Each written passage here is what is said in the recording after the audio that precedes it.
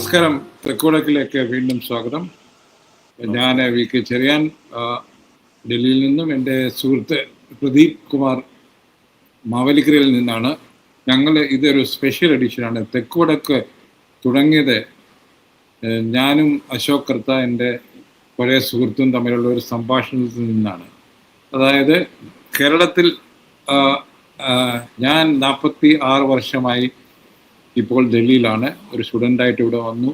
ഇവിടെ പല മീഡിയ രംഗത്തും കോർപ്പറേറ്റ് രംഗത്തും പണിയെടുത്തു.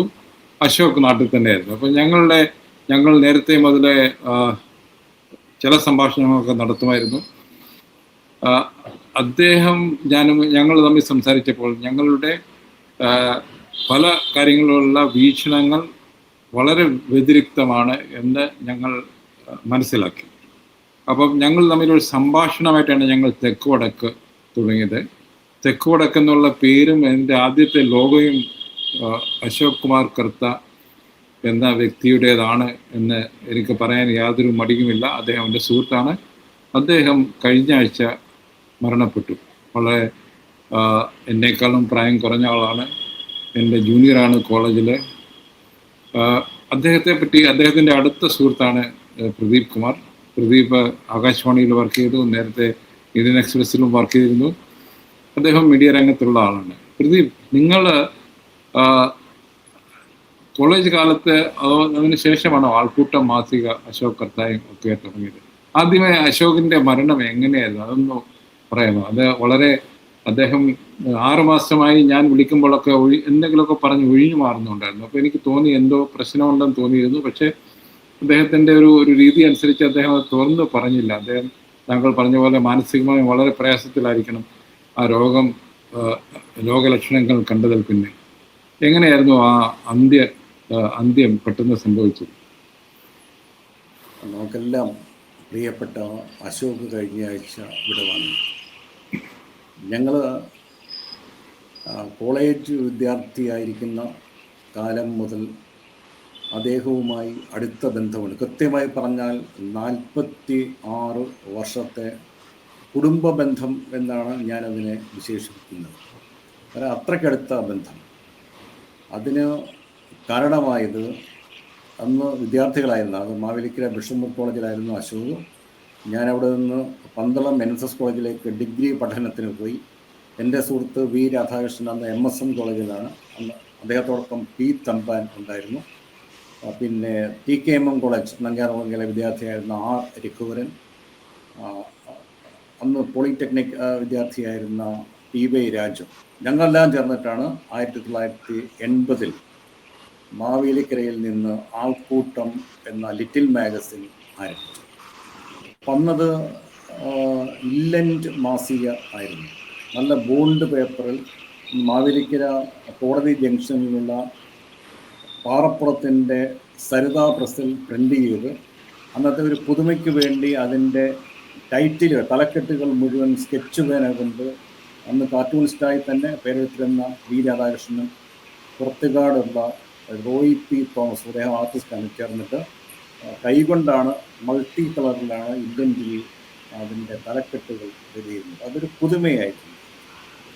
അശോക് ഈ സംഘത്തിലേക്ക് എങ്ങനെ വന്നു എന്ന് എനിക്ക് കൃത്യമായി പറയാൻ പറ്റില്ല. അതിന് അശോകും ഞാനൊക്കെ എൻ്റെ 1 വർഷം ജൂനിയറാണ് ബിഷപ്പ് കോളേജ്. അന്ന് അദ്ദേഹം ഉണ്ട്. ഞങ്ങളൊക്കെ ഇടതുപക്ഷ സഹയാത്രികരായിരുന്നു. ഞാനും തമ്പാനും ഒക്കെ അന്ന് ബിഷപ്പ് കോളേജിലാണ്.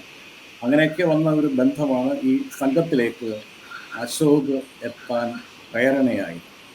പിന്നീട് ലിറ്റിൽ മാഗസിൻ അതിൻ്റെ പ്രിൻ്റഡ് രൂപത്തിൽ 4 സൈസിൽ അച്ചടി രൂപത്തിലേക്ക് മാസിക വളരുകയും അതിന് വലിയ പ്രേരണയായി താങ്ങും തണലുമായി അന്ന് മാവേലിക്കരയിൽ തന്നെ താമസിച്ചിരുന്ന പ്രൊഫസർ ആർ നരേന്ദ്രപ്രസാദും VP ശിവകുമാറും ഞങ്ങൾക്ക് വെളിച്ചമായി നിൽക്കുകയും ചെയ്തു. അശോക് അന്ന് ധാരാളം കഥകൾ എഴുതി തുടങ്ങുന്ന സമയമാണ്. ആ 83 അദ്ദേഹം മാതൃഭൂമിയുടെ സാഹിത്യ മത്സരത്തിൽ അദ്ദേഹത്തിൻ്റെ കഥ പക്ഷിക്കൂടുകൾ എന്ന കഥയ്ക്ക് സമ്മാനം കിട്ടി. 84 അദ്ദേഹത്തിൻ്റെ 29-ാം നമ്പർ മുറി എന്ന കഥയ്ക്കും സമ്മാനം. അത് അദ്ദേഹത്തിനും ഞങ്ങൾക്കും മാവേലിക്കരക്കാർക്കും ഉണ്ടാക്കിയിട്ടുള്ള സന്തോഷത്തിന് അതിരുകളില്ല. കാര്യം മാതൃഭൂമി പോലെയുള്ള അംഗീകൃത വലിയ എല്ലാവരും ബഹുമാനിക്കുന്ന ഒരു പാരമ്പര്യമുള്ള സാഹിത്യ പ്രസിദ്ധീകരണത്തിൻ്റെ വളരെ പ്രസ്റ്റീജിയസ് ആയിട്ടുള്ള സാഹിത്യ മത്സരത്തിൽ സമ്മാനം നേടുക, അത് വലിയ സംഭവമായി ഞങ്ങളെല്ലാം ആഘോഷിക്കുകയും അശോക് കുമാർ കത്ത എന്ന ഒരു പുതിയ പ്രതിഭയുടെ പേര് മലയാള കഥാസാഹിത്യത്തിൽ രേഖപ്പെടുത്തപ്പെടുകയും ചെയ്തു. പക്ഷെ അദ്ദേഹം പിന്നീട് വളരെ കുറച്ച് കഥകൾ മാത്രമേ എഴുതിയിട്ടുള്ളൂ. കേരള യൂണിവേഴ്സിറ്റിയുടെ യുവജനോത്സവത്തിൽ കഥാമത്സരത്തിൽ അദ്ദേഹത്തിന് സമ്മാനം ലഭിച്ചു. മാതൃഭൂമിയിൽ തന്നെ കുറേ കഥകൾ എഴുതിയതിന് കുറേ ഗ്യാപ്പുണ്ടായിരുന്നു. ഏറ്റവും അവസാനം അദ്ദേഹം 2015 ഒരു ഇടവേളയ്ക്ക് ശേഷം കഥ എഴുതിയത്. ആ കൊല്ലം തന്നെ ഞാനന്ന് കൊച്ചി ആകാശവാണി നിലയത്തിൽ കണ്ട് അദ്ദേഹത്തെ നിർബന്ധിപ്പിച്ച് ആകാശവാണിയിൽ അദ്ദേഹത്തിൻ്റെ ഒരു കഥ സാഹിത്യ പരിപാടിയിൽ പ്രക്ഷേപണം ചെയ്തു. അത് പിന്നെ എഴുതിയ കഥ, ഏറ്റവും അവസാനം എഴുതിയ കഥ പ്രസിദ്ധീകരിക്കപ്പെട്ടത് 2015 കലാകൗമുദിയിലാണ്. ഞണ്ടുകൾ എന്നാണ് ഈ കഥയുടെ പേര്. ഈ കഥ ഒരു പ്രതീകമാണ്. ഞണ്ടുകൾ എന്ന് നമ്മൾ വിളിക്കുന്നത് ക്യാൻസർ അർബുദ രോഗത്തെ വിശേഷിപ്പിക്കാൻ. അന്ന് അദ്ദേഹം നല്ല ആരോഗ്യമുള്ള ഒരു സമയത്താണ് ഈ കഥ എഴുതിയത്. അതിൽ ഈ രോഗത്തിൻ്റെ ഒരു ധ്വനി അടങ്ങിയിരിക്കുന്നതായി ഇപ്പോൾ വായിക്കാൻ പറ്റും. കരളിനെ ബാധിച്ച അർബുദമാണ് അദ്ദേഹത്തിൻ്റെ മരണ കാരണം. അതാണ് ഞാൻ പുള്ളി സോഷ്യൽ മീഡിയയിലെ ഇന്റർവെൻഷനിലൊക്കെ അദ്ദേഹത്തിൻ്റെ ഗുരുവിൻ്റെ കാര്യം പറയുകയും അലോപ്പതിക്കെതിരെ ഒരു ക്യാമ്പയിൻ ചെയ്യുന്ന ഒരു വ്യക്തിയാണ് അദ്ദേഹം. മാത്രമല്ല ഗുരുവിൻ്റെ പരിചരണം കൊണ്ട് പല ക്യാൻസർ രോഗികളും രക്ഷപ്പെട്ടു എന്ന് വളരെ തുറന്നെഴുതിയ ഒരു മനുഷ്യനാണ്. എങ്ങനെ ഇത് എന്നെ സംബന്ധിച്ചോളം വളരെ അത്ഭുതപ്പെടുത്തുന്ന ഒന്നായിരുന്നു. അദ്ദേഹത്തിന് ഇങ്ങനൊരു സംഗതി വന്നു എന്നുള്ളത്. അതെങ്ങനെ, എപ്പോഴാണ് ഡിറ്റക്ട് ചെയ്തത്? ഈയിടെയാണോ ഡിറ്റക്ട് ചെയ്തത്? നേരത്തെ ഉണ്ടായിരുന്നു? അത് കണ്ടെത്തുന്ന സമയത്ത് തന്നെ അത് വളരെ ഗുരുതരമായ ഒരു അവസ്ഥയിലായിരുന്നു. അതുകൊണ്ട് കൂടുതൽ ചികിത്സയ്ക്കൊന്നും സാധ്യത ഉണ്ടായിരുന്നില്ല എന്നാണ് ഞങ്ങൾ മനസ്സിലാക്കിയത്. പിന്നെ അദ്ദേഹത്തിൻ്റെ സ്വാമി നിർമ്മലാനന്ദ മഹാരാജുമായിട്ടുള്ള ബന്ധം ഒക്കെ അതിനൊരു ദീർഘകാലത്തെ വളരെ ദൈർഘ്യമുള്ള സുദൃഢമായ ബന്ധമായിരുന്നു സ്വാമിയുമായിട്ട് അദ്ദേഹത്തിന് ഉണ്ടായിരുന്നത്. അത് ഈ അശോകിൻ്റെ മറ്റൊരു എഴുത്ത് ജീവിതം, നവമാധ്യമങ്ങളിലൂടെയുള്ള എഴുത്ത് ജീവിതത്തിന് പ്രേരണയായി എന്ന് വിലയിരുത്താനാണ് എനിക്ക് ആഗ്രഹം. കാര്യം 2007 അദ്ദേഹം അക്ഷരകഷായം എന്ന ബ്ലോഗ് ആരംഭിക്കുന്നു. അപ്പോൾ 2006-2007 മലയാളത്തിൽ ബ്ലോഗുകൾ വ്യാപകമാകുന്നു. ഞങ്ങളൊക്കെ അന്ന് എൻ്റെ ദൃഷ്ടിദോഷം എന്ന ബ്ലോഗുണ്ട് ആ സമയത്ത്. അശോക് 2007 ജനുവരിയിൽ പാരമ്പര്യങ്ങൾക്കായി ഒരിടം എന്ന ആപ്തവാക്യത്തോടെയാണ് ബ്ലോഗ് രംഗത്തേക്ക് പ്രവേശിക്കുന്നത്. അതിൻ്റെ ആമുഖത്തിൽ അദ്ദേഹം പറഞ്ഞിട്ടുണ്ട്, ഇപ്പോഴും അത് ബ്ലോഗ് അവിടെയുണ്ട്. ഫിസിക്സ് പഠിച്ചു, നിയമം പഠിച്ചു, സ്വാമി നിർമ്മലാനന്ദഗിരിയെ കണ്ടുമുട്ടി അദ്ദേഹത്തിൽ നിന്ന് പഠിച്ചതും കേട്ടറിഞ്ഞതുമായ കാര്യങ്ങൾ പങ്കുവെക്കാൻ ഒരിടം എന്ന പേരിലാണ് അദ്ദേഹം അക്ഷരകഷായം എന്ന ബ്ലോഗ് ആരംഭിച്ച് സോഷ്യൽ മീഡിയയിൽ രംഗപ്രവേശനം ചെയ്യുന്നത്. നമ്മൾ ഇങ്ങനൊരു ബന്ധം കാരണം ഒരു ആധ്യാത്മിക ബ്ലോഗാകും എന്ന ആമുഖം മാത്രം വായിക്കുന്നത് തെറ്റിദ്ധരിക്കാൻ ഇടയുണ്ട്. പക്ഷെ തെറ്റിദ്ധരിക്കില്ല, അശോകനെ വായിച്ചവർക്കറിയാം അതൊരു ആധ്യാത്മിക ബ്ലോഗോ മതപരമായ അല്ലെങ്കിൽ സ്വാമിയുടെ ദർശനങ്ങൾ പ്രചരിപ്പിക്കുന്ന ബ്ലോഗോ ആയിരുന്നില്ല. സൂര്യന് കീഴിലുള്ള മുഴുവൻ വിഷയങ്ങളെക്കുറിച്ചും അദ്ദേഹം തൻ്റേതായ ശൈലിയിൽ എഴുതാൻ ആരംഭിച്ചു. കഥ എഴുത്ത് മുടങ്ങിയെങ്കിലും വളരെ മനോഹരമായ രീതിയിലാണ് അദ്ദേഹം, ചാരുതയാർന്ന ശൈലിയിലാണ്, അനന്യമായ ശൈലിയിലാണ് അദ്ദേഹം കഥകൾ എഴുതിയിരുന്നത്. പക്ഷെ കഥയെഴുത്ത് എന്തുകൊണ്ടും അദ്ദേഹത്തിന് തുടരാൻ പറ്റിയില്ല, അല്ലെങ്കിൽ അതിനിടയ്ക്ക് പല ബ്രേക്കുകൾ ഉണ്ടായെങ്കിലും തുടർച്ചയായി അദ്ദേഹത്തിൻ്റെ എഴുത്ത് സാധ്യമായത് ആദ്യം അക്ഷരകഷായം എന്ന ബ്ലോഗിലൂടെ, അതിനുശേഷം പിന്തുടർന്ന് വന്ന സോഷ്യൽ മീഡിയ, ഇപ്പോഴത്തെ ഏറ്റവും വലിയ സോഷ്യൽ മീഡിയമായ ഫേസ്ബുക്കിലൂടെ എൻ്റെ ആദ്യകാലം മുതൽ. അപ്പം അങ്ങനെ എഴുത്ത് ജീവിതം അദ്ദേഹം തുടർന്നു. അതിൽ മുഴുവൻ വിഷയങ്ങളും, പ്രത്യേകിച്ച് ആരോഗ്യം അതിൽ പ്രധാനപ്പെട്ട ഒരു വിഷയമാണ്. താങ്കൾ പറഞ്ഞതുപോലെ അതിലെ ആധുനിക വൈദ്യശാസ്ത്രമായി പോലും നമ്മൾ പറയുന്ന അലോപ്പതി അദ്ദേഹം അംഗീകരിച്ചിട്ടില്ല. അതിലൊക്കെ സ്വാമി നിർമ്മലാനന്ദ ഗിരിയുടെ സ്വാധീനം ഉണ്ടായിട്ടുണ്ട്, അതിൽ സംശയമൊന്നുമില്ല. പക്ഷെ അതിൽ ഈ അക്ഷരകഷായം ബ്ലോഗ് ആരംഭിച്ച കാലം മുതലേ വായനക്കാരുടെ ശ്രദ്ധ പിടിച്ചു പറ്റുകയും വലിയ ചർച്ചകൾക്ക് വഴിയൊരുക്കുകയും ചെയ്തു. അദ്ദേഹത്തിൻ്റെ വളരെ വളരെ മൗലികമായ നിരീക്ഷണങ്ങളാണ്. ഞാൻ പറഞ്ഞു, സൂര്യന് കീഴിലുള്ള മുഴുവൻ വിഷയങ്ങളെക്കുറിച്ചും അദ്ദേഹം എഴുതി, എല്ലാ വിഷയങ്ങളെക്കുറിച്ചും സംവാദാത്മകമായി. അന്നൊക്കെ നമുക്കറിയാം സാമൂഹിക വിഷയങ്ങളൊക്കെയാണ് ബ്ലോഗിന് വിഷയീഭവിച്ചിട്ടുള്ളത്. അതിൻ്റെ ഒരു അശോകിൻ്റെ അക്ഷരകഷായം ബ്ലോഗിൻ്റെ പ്രത്യേകത അതിൻ്റെ വിഷയ വൈവിധ്യം ആയിരുന്നു. എല്ലാം, രാഷ്ട്രീയമുണ്ട്, സാഹിത്യമുണ്ട്, പാരമ്പര്യത്തിന് ഒരിടം എന്ന് അദ്ദേഹം പറഞ്ഞുവെങ്കിലും അത് സ്മരണകളിലാണ് അത് പാരമ്പര്യത്തിൻ്റെ ഒരിടം അദ്ദേഹം കണ്ടെത്തിയത്. ഉദാഹരണത്തിന് അദ്ദേഹത്തിൻ്റെ അച്ഛൻ നമുക്കറിയാം ഡോക്ടർ എൻ ജി കത്ത. അദ്ദേഹം നൂറിനാട് ലെപ്രസി സാനിറ്റോറിയത്തിൻ്റെ സൂപ്രണ്ടായിരുന്നു. വളരെ ജനകീയനായ നാട്ടുകാരുടെ ഡോക്ടറായിരുന്നു. അദ്ദേഹം അന്നത്തെ ഒരു പാരമ്പര്യം അനുസരിച്ച് വലിയ ഡോക്ടർമാരൊക്കെ വലിയ കോട്ടും സൂട്ടൊക്കെ ഇട്ടിട്ടാണ് പൊക്കൊണ്ടിരുന്നത്. ഒറ്റ മുണ്ടെടുത്ത് 2 കളറുള്ള 4 പോക്കറ്റുള്ള ബുഷ് ഷർട്ട് ഇട്ടുകൊണ്ടാണ് അച്ഛൻ പോയിരുന്നത് എന്ന് ഒരു ഓർമ്മക്കുറിപ്പിൽ അദ്ദേഹം എഴുതിയിട്ടുണ്ട്. അശോകും ഒറ്റമുണ്ടിട്ട് ധരിച്ചിരുന്ന ഒരു കാലത്തെക്കുറിച്ച് പറയുന്നു. നാട്ടിലൊക്കെയുള്ള ധാരാളം കാളച്ചന്തകളെ കുറിച്ചുള്ള പരാമർശമുണ്ട്. അത് വയ്യാങ്കര ചന്ത, പാലുത്തറ ചന്ത, പറയംകുളം കാളച്ചന്തകൾ, അങ്ങനെയൊക്കെ ദേശമുദ്രകൾ ഓർമ്മകളിൽ മുഴുവൻ അക്കാലത്തെ ജീവിതം, പഴയകാലത്തെ ജീവിതം ദേശമുദ്രകളൊക്കെ ഉണ്ട്.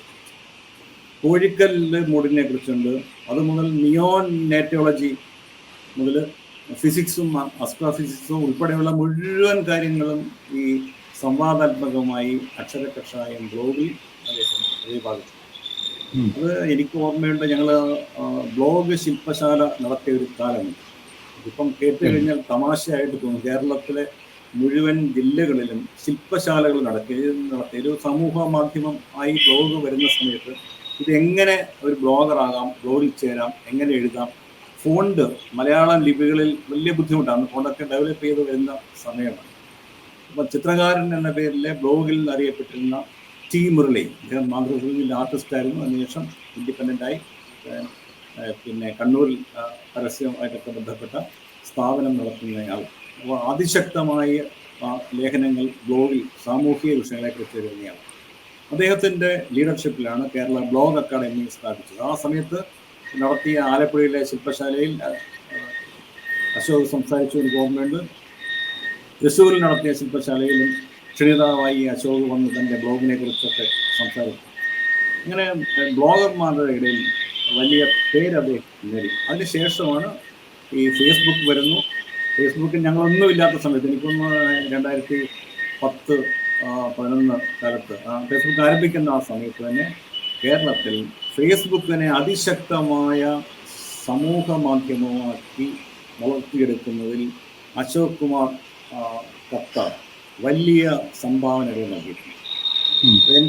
ഞങ്ങൾക്ക് സുഹൃത്തായിരുന്ന CPM-ൻ്റെ സഹയാത്രികനായിരുന്ന പ്രാദേശിക പത്രലേഖകനായിരുന്ന VM ശ്രീകുമാർ, എനിക്കൊന്ന് 2011-12 എന്നോട് പറയുന്നുണ്ട്, നമുക്ക് അശോക് കുമാർ കത്തയ്ക്ക് ഒരു അവാർഡ് കൊടുത്താൽ എന്താണ്. അപ്പം ഞാനൊന്നും അന്ന് ഫേസ്ബുക്കിൽ എത്തിയിട്ടില്ല. ഞാൻ ചോദിച്ചു, എന്തിനാണ്? നിങ്ങൾ കാണുന്നില്ലേ അശോകന് എത്ര വായനക്കാരുണ്ട് ഫേസ്ബുക്കിൽ. പുള്ളി നിരന്തരമായി സാമൂഹിക വിഷയങ്ങളെക്കുറിച്ച്, രാഷ്ട്രീയ വിഷയങ്ങളെക്കുറിച്ച് എഴുതുകയും അത് വലിയ തോതിൽ ചർച്ച ചെയ്യപ്പെടുകയും ചെയ്യുന്നു. ഞാൻ നോക്കും, അപ്പോഴാണ് ഞാൻ അശോകിൻ്റെ ഫേസ്ബുക്ക് കുറിപ്പുകൾ വായിക്കാൻ ആരംഭിച്ചത്. ഒരു ഭയങ്കരമായ ചൊറിയൻ പുഴു എന്ന സ്വയം അദ്ദേഹം ഫേസ്ബുക്കിൽ അദ്ദേഹത്തെ വിശേഷിപ്പിക്കുകയും,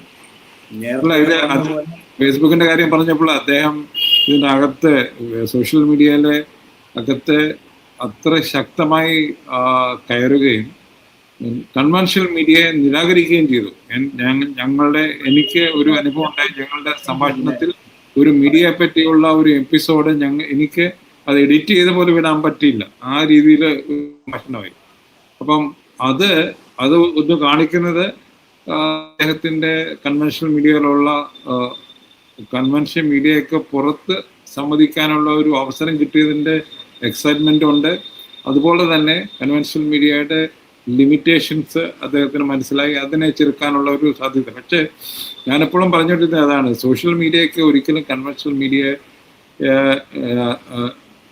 ആൾട്ടർനേറ്റ് ആകാൻ കഴിയില്ല. കാരണം വെച്ചാൽ കൺവെൻഷണൽ മീഡിയയ്ക്ക് ചില സിസ്റ്റംസ് ഉണ്ട്, സോഷ്യൽ മീഡിയയ്ക്ക് അതിൽ ആർക്കും എന്തും എഴുതി വെക്കാം. ഇപ്പൊ നമ്മൾ കാണുന്ന കണ്ടില്ലേ, അത് ആ ഒരു ലിമിറ്റേഷൻ അക്സെപ്റ്റ് ചെയ്യാൻ അശോകന് ഒരിക്കലും കഴിഞ്ഞില്ല. അശോക് പറയുന്നത് സോഷ്യൽ മീഡിയ ആണ് മീഡിയ എന്നാണ് പറഞ്ഞിരുന്നത്. അപ്പൊ അത്ര ഇൻവോൾവ് ആയിട്ട് സോഷ്യൽ മീഡിയ, അത് പുതിയ ടെക്നോളജിയെ ഞാൻ പറഞ്ഞ കേരളത്തിൽ ഫേസ്ബുക്കിന്റെ ഒരു ഗതി മാറ്റിയത് പുള്ളിയാണെന്ന് വിശ്വസിക്കാനാണ് എനിക്കിഷ്ടം. കാരണം വെച്ചാൽ അത് സമകാലിക സംഭവ വികാസങ്ങളെ കുറിച്ചുള്ള സംവാദാത്മകമായ ഒരു ഇടം എന്നുള്ള രീതിയിലാണ് അശോക് അതിനെ സമീപിക്കുകയും ഞങ്ങളെപ്പോലെ ഉള്ളവരൊക്കെ ഒത്തിരി പേര് അത് പിന്തുടർന്ന് അതിൽ എത്തുകയും ചെയ്തിരുന്നു. അത് പിന്നെ അദ്ദേഹത്തിന്റെ വിശ്വാസ പ്രമാണങ്ങളൊക്കെ അതിനകത്തുണ്ട്. അതിൽ പലതും അദ്ദേഹത്തിന്റെ സ്വന്തം വിശ്വാസ പ്രമാണം ആണോ എന്ന് ചോദിച്ചു കഴിഞ്ഞാൽ അല്ല എന്നാണ് അടുത്തറിയാവുന്നവർക്ക് പറയാവുന്ന ഉത്തരം. അത് എഴുത്തിൽ ഒരു MP നാരായണപിള്ള സ്റ്റൈലുണ്ട്, അത് ആത്മഹാസമുണ്ട്, സ്വയമായി പരിഹസിക്കുന്ന സംഭവമുണ്ട്. പിന്നെ ആക്ഷേപഹാസ്യമുണ്ട്, അത് ഹാസ്യാത്മകമായിട്ടാണ് എല്ലാ കാര്യങ്ങളെയും കാണുക. അത് അദ്ദേഹത്തിന്റെ വീക്ഷണമായിരിക്കും, അല്ല വീക്ഷണ വൈവിധ്യം എന്നതിലായിരുന്നു അദ്ദേഹത്തിന്റെ എഴുത്തിന്റെ ആത്മാവ് കുടികൊള്ളുന്നത് എന്നാണ് ഞാൻ വിശ്വസിക്കുന്നത്. കാര്യം വെച്ചാൽ ഒരു കാര്യം പറയുകയാണ്, ഒരു ഉദാഹരണത്തിന് കേരളത്തിലെ കഴിഞ്ഞ സർക്കാരിൻ്റെ പിണറായി സർക്കാരിൻ്റെ തൊട്ടു മുമ്പുള്ള ഉമ്മൻചാണ്ടി സർക്കാരിൻ്റെ കാലത്ത് ഉമ്മൻചാണ്ടിക്കെതിരായി ഉള്ള ചില രാഷ്ട്രീയ വിമർശനങ്ങൾ നടന്ന സമയത്ത് അദ്ദേഹം സ്കൂപ്പുകൾ പറയും. അപ്പം മറ്റേ ഹലൂസിനേഷൻ എന്നൊക്കെ പറഞ്ഞ AI കുറിച്ച് ഉള്ള ഒരു സംഭവം ഉണ്ടല്ലോ, ഇല്ലാത്ത സാധനം ഉണ്ടാക്കി പറയും. ഈ അശോകൻ ഉണ്ടാക്കി പറയുക എന്ന് വെച്ച് കഴിഞ്ഞാൽ ചിന്തിക്കാനുള്ള ഒരു സംഭവം ഇട്ടുകൊടുക്കുക എന്നുള്ളതാണ്. അദ്ദേഹം അന്നത്തെ ഒരു സ്കൂപ്പ്, KC ജോസഫ് കേരളത്തിന്റെ മുഖ്യമന്ത്രിയാകും. ദീർഘകാലമായി കണ്ണൂർ ജില്ലയിൽ നിന്ന് അദ്ദേഹം MLA ആണ്, കോൺഗ്രസ്സുകാരനാണ്, പിന്നെ സഭയുടെ പിന്തുണയുണ്ട്. അതുകൊണ്ട് പിന്നെ ഉമ്മൻചാണ്ടിക്ക് പകരം KC ജോസഫ് മുഖ്യമന്ത്രിയാകും. ആദ്യം കേൾക്കുന്നവരൊക്കെ ചിരിക്കും, പക്ഷെ എന്തുകൊണ്ടായിക്കൂടാ എന്നൊരു ചർച്ചയിലേക്ക് പോകാൻ വേണ്ടിയാണ് ഇങ്ങനെ ചില ഗംഭീര സ്കൂപ്പുകൾ അദ്ദേഹം പറയും. അത് സ്കൂപ്പൊന്നുമല്ല, അതൊരു എന്താണ്, അതൊരു ബദൽ അതൊരു പ്രൊവക്കേഷനാണ്. ഈ പുള്ളിക്ക് ആൾക്കാരെ പ്രൊവോക്ക് ചെയ്യാൻ ശരിക്കും അറിയാവുന്ന, തന്റെ വാചകങ്ങളിലൂടെ തന്റെ ഐഡിയയിലൂടെ പ്രൊവോക്ക് ചെയ്യുകയും ചിരിപ്പിക്കുകയും ചിന്തിപ്പിക്കുകയും ചെയ്യുന്ന, അങ്ങനെ ഈ 3 ഫങ്ഷൻസും ചെയ്യുന്ന ആളായിരുന്നു. ഉണ്ട്. അത് മാത്രമല്ല, അദ്ദേഹം പിന്നെ നിരന്തരമായി മാപ്രകൾ എന്ന് താങ്കളും ഞാനും ഒക്കെ ഉൾപ്പെടുന്ന മാധ്യമ പ്രവർത്തകരെ നിരന്തരം ആക്ഷേപിച്ച് രസിക്കുക എന്നുള്ളതും അദ്ദേഹത്തിന്റെ ജീവിതശൈലിയായിരുന്നു അവസാനം സോഷ്യൽ മീഡിയയിൽ. അപ്പൊ ഒരു മാപ്ര കുടുംബത്തിലുള്ള ഞാൻ നിരന്തരമായി ഇതിന്റെ പേരിൽ അദ്ദേഹത്തോട് കൊമ്പ് കോർക്കുക പതിവായിരുന്നു അദ്ദേഹത്തിന്റെ. അത് മാത്രമല്ല, നിർമ്മലാനന്ദ ഗിരിയുടെ ജീവിത ആരോഗ്യ വീക്ഷണത്തോടും എനിക്കും കൃത്യമായി യോജിപ്പുണ്ടായിരുന്നില്ല. പക്ഷെ ഇത് ഈ വിയോജിപ്പുകളൊക്കെ ഞങ്ങൾ സോഷ്യൽ മീഡിയയിൽ രേഖപ്പെടുത്തുകയും ചെയ്തിരുന്നു. അശോകിന് ലക്ഷക്കണക്കിന് വായനക്കാരുള്ളതുകൊണ്ട് നിരന്തരമായി ഞങ്ങൾ തമ്മിൽ ഇങ്ങനെ ചില സംവാദങ്ങൾ ഉണ്ടാകുന്നതിന്റെ പേരിൽ എനിക്ക് ഒരു പരിചയമില്ലാത്ത ആൾക്കാരും നേരിട്ടും അല്ലാതെയും അവർ എനിക്ക് പരിചിതരായി, അല്ലെങ്കിൽ എനിക്ക് അവരും പരിചിതരായി, അങ്ങനെ ഒരു സംഭവമുണ്ട്. അപ്പൊ അശോകിന്റെ ഒരു പേഴ്സണാലിറ്റിയുടെ ഒരു സൗന്ദര്യം അതായിരുന്നു. അദ്ദേഹം പല കാര്യങ്ങളെയും സംയോജിപ്പിച്ച് അതിനെപ്പറ്റി അഭിപ്രായം പറയും. നിർമ്മലാനന്ദ ഗിരി ആണെങ്കിലും ഇടതുപക്ഷ എല്ലാ കാര്യങ്ങളെ കുറിച്ചും. അത് ഈ നിർമ്മലാനന്ദ ഗിരിയുടെ ഒരു സ്വാധീനം പല വീക്ഷണങ്ങൾക്കും ഉണ്ട്. അത് ഞാൻ ഈ അദ്ദേഹത്തിന്റെ ഫേസ്ബുക്ക് കുറിപ്പുകൾ സമാഹരിച്ചിറക്കിയ പുസ്തകത്തിൽ കൊടുത്തിട്ടുള്ള പ്രധാനപ്പെട്ട ലേഖനങ്ങളിലൊന്ന്, അത് സയൻസുമായി ബന്ധപ്പെട്ട ചില കാര്യങ്ങളാണ്. സയൻസ് അദ്ദേഹം അന്ധവിശ്വാസമാണ് എന്ന് നിരന്തരമായി എഴുതുന്ന ഒരു കാര്യമുണ്ട്. അതിൽ പറയുന്നത് പുസ്തകത്തിലുണ്ട് എന്ന് പറഞ്ഞ് വിശ്വസിപ്പിക്കുന്നവരാണ് സയന്റിസ്റ്റുകൾ. അതിന് പറയുന്നത് പിന്നെ കോഗ്നിറ്റീവ് കണ്ടീഷനിങ് ആണ് ഇവർ ചെയ്യുന്നത്. ഒരു സാധനം ഉണ്ട് എന്നൊക്കെ പറഞ്ഞ് ഇങ്ങനെ വിശ്വസിപ്പിക്കും, പേടിപ്പിച്ചിട്ട് കച്ചവടം ഉറപ്പിക്കും ഈ ഹോസ്പിറ്റലുകാർ, സൂപ്പർ സ്പെഷ്യാലിറ്റി ഹോസ്പിറ്റലുകാർ. അപ്പൊ ഇവരും മത പ്രചാരകം ചെയ്യുന്ന ഒന്നാണ്. മതപ്രചാരകർ പറയുന്നത് പുസ്തകത്തിനകത്ത് നിങ്ങളുടെ പുസ്തകം ഇറങ്ങുന്നതിന് മുമ്പുള്ള പുസ്തകത്തിനകത്തുള്ളതാണ് ഞങ്ങൾ പറയുന്നത് എന്നാണ് മതപ്രചാരകർ പറയുന്നത്. അപ്പൊ മതവും സയൻസും ഒക്കെ അന്ധവിശ്വാസമാണ് എന്നുള്ള കാറ്റഗറിയിലാണ് അദ്ദേഹം പിന്നെ നിരന്തരമായി ഇവരെയും വിമർശിച്ചുകൊണ്ടിരുന്നത്. പക്ഷെ അദ്ദേഹത്തിന് അവസാനം അദ്ദേഹത്തിന്റെ ഒരു പേഴ്സണാലിറ്റി അല്ലെങ്കിൽ ആ കോൺട്രാഡിക്ഷന്റെ ഒരു ഫലമല്ലേ നമ്മൾ കണ്ടത്. അവസാനം അദ്ദേഹം അലോപ്പതി ഹോസ്പിറ്റലിൽ പോകേണ്ട ഒരു സിറ്റുവേഷൻ ഉണ്ടായില്ലേ സയൻസിലേക്ക്? അല്ലെങ്കിൽ അത് ഈ നിർമ്മലാനന്ദ ഗിരി അദ്ദേഹത്തെ ഇതേപോലെ ഗുരുതരമായ അവസ്ഥയിൽ അദ്ദേഹത്തെ ചികിത്സിക്കാനായി അന്ത്യനാളുകളിൽ ശിക്ഷ കൊണ്ടുപോയത് ഏതെങ്കിലും ആയുർവേദ കേന്ദ്രത്തിലേക്കോ പ്രകൃതി ചികിത്സാ കേന്ദ്രത്തിലേക്കോ അല്ല, വെല്ലൂർ മെഡിക്കൽ കോളേജിലേക്കാണ്. നമുക്കെല്ലാം അറിയാം.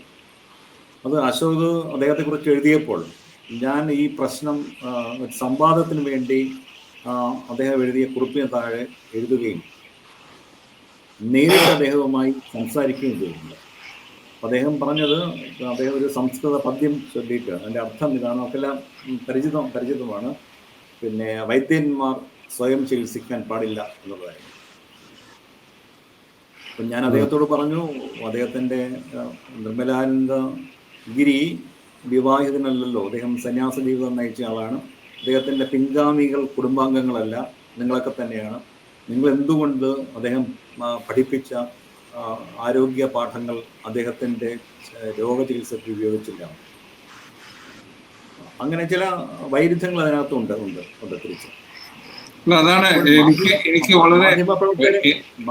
വളരെ ഇൻട്രസ്റ്റിംഗ് ആയിട്ട് തോന്നിയ ഒരു സയൻസ് സ്റ്റുഡൻ്റ് ആയിരുന്ന അദ്ദേഹം, അതും ഫിസിക്സ് കുറച്ചുകൂടെ എന്താണ് സയൻസ് തിയറികളും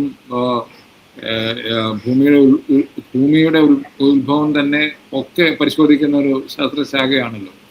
അത് പഠിച്ച ഒരാൾ ഇങ്ങനെ വരികയും ശാസ്ത്രത്തെ കെട്ടുകഥയാക്കണം എന്ന് പറയുകയും ഒക്കെ ചെയ്യുന്ന ഒരു സിറ്റുവേഷനിലേക്ക് പോവുകയൊക്കെ ചെയ്യുന്ന, എനിക്ക് തോന്നുന്നു പക്ഷെ വളരെ വളരെ ഭാവനാത്മകമായ മനസ്സുള്ള ഒരു മനുഷ്യൻ, ചിന്തിക്കാൻ ബാക്കിയുള്ളവരെ പ്രകോപിച്ചും ചിന്തിപ്പിക്കുന്ന ഒരു മനുഷ്യൻ ഒക്കെ ആയിരുന്നു അദ്ദേഹം. പക്ഷേ ഈ പെട്ടെന്നുള്ള ഈ വിയോഗം എന്നെ സംബന്ധിച്ചോളം വളരെ ഷോക്കിംഗ് ആയിരുന്നു. അദ്ദേഹത്തിൻ്റെ ഒരു കസിൻ ചിത്രകാരൻ എന്നെ ഉടനെ വിളിച്ച് പറഞ്ഞു, 6 മണി ആയപ്പോഴേ വിളിച്ച് പറഞ്ഞു. അങ്ങനെയാണ് ഞാൻ പ്രദീപിനെ പിന്നെ വിളിച്ചത്. പക്ഷേ എന്നെ സംബന്ധിച്ചോളം ഞാൻ ഇടയ്ക്കിടയ്ക്ക് ഇലക്ഷൻ്റെ സമയത്തിന് ശേഷം ഇടതുപക്ഷക്കാരെയൊക്കെ വിളിക്കുന്ന ഞാൻ നിർത്തി. കാരണം വെച്ചാൽ അവരൊക്കെ ഭയങ്കര ഡൗൺ ആണെന്ന് എനിക്കറിയാം. ഇടതുപക്ഷത്തിന് ഇത്രയും വലിയൊരു അടി കിട്ടും, ജനങ്ങൾ കൊടുക്കും എന്ന് അവർ കരുതിയില്ല. അപ്പോൾ അതിൻ്റെ ഒരു പ്രശ്നമുണ്ട്. അതുകൊണ്ട് ഞാൻ പൊതുവെ ഞാനൊരു സ്വതന്ത്രനായ ഇടതുപക്ഷക്കാരനാണ്. അപ്പോൾ അതുകൊണ്ട് പാർട്ടിയല്ല, ഇടതുപക്ഷ ഫിലോസഫിയാണ് എന്നെ സംബന്ധിച്ചോളം പ്രാമുഖ്യം കൊടുക്കുന്നത്. അതുകൊണ്ട് ഞാൻ അദ്ദേഹത്തോട് കൂടുതൽ സംസാരിച്ചില്ല, ഇടപെടാൻ. എനിക്ക് അദ്ദേഹത്തിൻ്റെ മനസ്സ് കുറച്ചൊക്കെ അറിയാമായിരുന്നു രാഷ്ട്രീയമായിട്ടുള്ളത്. അപ്പോൾ അതുകൊണ്ട് പക്ഷേ ഈ ഒരു സർപ്രൈസ് ഞാൻ ഒരിക്കലും പ്രതീക്ഷിച്ചില്ല. അദ്ദേഹം നമ്മളെ വിട്ടുപോകും എന്ന രീതിയിലുള്ള ഒരു ഇതാണ്. പക്ഷേ അത് എന്നെ സംബന്ധിച്ചോളം വളരെ ഷോക്കിംഗ് ആയിരുന്നു. അദ്ദേഹത്തിൻ്റെ ആത്മാവിന് എല്ലാം നിത്യശാന്തി നേരുന്നു. സുഹൃത്തുക്കളോടൊപ്പം ഞാനും ചേരുന്നു ഡൽഹിയിൽ നിന്ന്. പ്രദീപും സുഹൃത്തുക്കളും എനിക്കറിയാം മാവേലിക്കരയിൽ അദ്ദേഹത്തിന് വേണ്ടി എന്തെങ്കിലുമൊക്കെ ചെയ്യും എന്ന് കരുതുന്നു. അദ്ദേഹത്തിൻ്റെ അന്ത്യയാത്രയിൽ ഒത്തിരി താങ്കൾ പറഞ്ഞ പോലെ അദ്ദേഹത്തിൻ്റെ സംവാദങ്ങൾ പങ്കെടുത്തവരൊക്കെ വരികയൊക്കെ ചെയ്തു എന്ന് കേൾക്കുന്നതിൽ സന്തോഷമുണ്ട്. അതാണ് അശോക് കർത്തയെ വേറിട്ടിരുന്നത്. ഒരു വേറിട്ട മനുഷ്യനായി ഞങ്ങളുടെ ഓണാട്ടുകരയുടെ, ഞാനും ഓണാട്ടുകരക്കാരാണ്, ഞങ്ങളുടെ ഓണാട്ടുകരയുടെ ഒരു ഒരു അഭിമാനമായിരുന്നു അശോക് കർത്ത എന്ന് പറയേണ്ടിയിരിക്കുന്നു. പ്രദീപ്, എന്താണ് നിങ്ങൾ ആൾക്കൂട്ടത്തിന്റെ അല്ലെങ്കിൽ ആ നിങ്ങളുടെ സുഹൃത്ത് എന്തെങ്കിലും ചെയ്യുന്നുണ്ടോ അവിടെ അദ്ദേഹത്തിന്റെ ഓർമ്മയ്ക്കായിട്ട്? തീർച്ചയായിട്ടും അശോക് ഞാൻ പറഞ്ഞല്ലോ 46 വർഷം കുടുംബാംഗമായിരുന്നു. കാര്യം ഞാൻ ആൾക്കൂട്ട മാസികയുടെ സമയത്തൊക്കെ എൻ്റെ മാവേലിക്കര പൊന്നുമുട്ടിലുള്ള വീട് ഒരു കമ്മ്യൂൺ പോലെയായിരുന്നു. സുഹൃത്തുക്കൾ മുഴുവൻ വന്ന് സംവാദങ്ങളുമായി ഈ പല രാത്രികളും പകലുകളും ഒക്കെ ചെലവഴിച്ച ഒരു കാലമുണ്ടായിരുന്നു. അത് കഴിഞ്ഞിട്ട് അദ്ദേഹത്തിൻ്റെ കഥകൾ ഞാൻ പറഞ്ഞു, ഒരു 10-20 കഥകൾ മാത്രമേ എഴുതിയിട്ടുള്ളൂ. അത് സമാഹരിക്കാനുണ്ട്. നിരന്തരമായി അശോകനോട് പറഞ്ഞെങ്കിലും അശോക് അത് ചെയ്തിട്ടില്ല. അത് അതിൻ്റെ കോപ്പികൾ മിക്കവാറും ഉണ്ട്. എന്തായാലും ഈ വർഷം പരമാവധി 6-7 മാസത്തിനകം അദ്ദേഹത്തിൻ്റെ ചെറുകഥകളുടെ സമാഹാരം പുറത്തിറങ്ങും എന്ന് പ്രതീക്ഷിക്കുന്നുണ്ട്. മാത്രമല്ല രഹസ്യമായി നിങ്ങളെ പ്രണയിക്കുന്നതാര് എന്ന പേരിൽ അദ്ദേഹത്തിൻ്റെ ഫേസ്ബുക്ക് കുറിപ്പുകളുടെ ഒരു സമാഹാരം ഇറങ്ങിയിട്ടുണ്ട്. ഒരു പക്ഷേ 4-5 സമാഹാരങ്ങൾ ഇറങ്ങാൻ തക്ക അത്രയും 1800ഓളം പോസ്റ്റുകൾ തന്നെ ഇദ്ദേഹം ഏറ്റവും അവസാനം എനിക്ക് തോന്നുന്നു കഴിഞ്ഞ വർഷമാണ് ഏറ്റവും അവസാനം, ഈ ജൂൺ മാസമാണ് ഏറ്റവും അവസാനം അദ്ദേഹം ഫേസ്ബുക്കിൽ കുറിപ്പ് എഴുതിയിട്ടുള്ളത്. അപ്പം ഇതിൽ തിരഞ്ഞെടുത്ത കുറച്ച് കുറിപ്പുകൾ കൂടി ചേർത്ത് പുസ്തകങ്ങൾ ഇറക്കാനും ഒരു പദ്ധതിയുണ്ട്. തീർച്ചയായിട്ടും അശോകൻ്റെ സ്മരണ ഈ എഴുത്തിലൂടെ നിലനിൽക്കും. ഹലോ. അതെ തന്നെ. അപ്പൊ അങ്ങനെ നമുക്കിതിനെ ഉപസംഹരിക്കാം. നമ്മൾ അശോകിന്റെ കുടുംബത്തിന്റെ ദുഃഖത്തിൽ ഞങ്ങളൊക്കെ പങ്കുചേരുന്നു. അതുപോലെ തന്നെ അദ്ദേഹത്തിന്റെ ആത്മാവിനെ നിത്യശാന്തി നേർന്നുകൊണ്ട് ഞങ്ങൾ ഈ ചെറിയ സംഭാഷണം അവസാനിപ്പിക്കുന്നു. നന്ദി, നമസ്കാരം. പ്രിയപ്പെട്ട അശോകിന് ആദരാഞ്ജലികൾ. പ്രണാമം.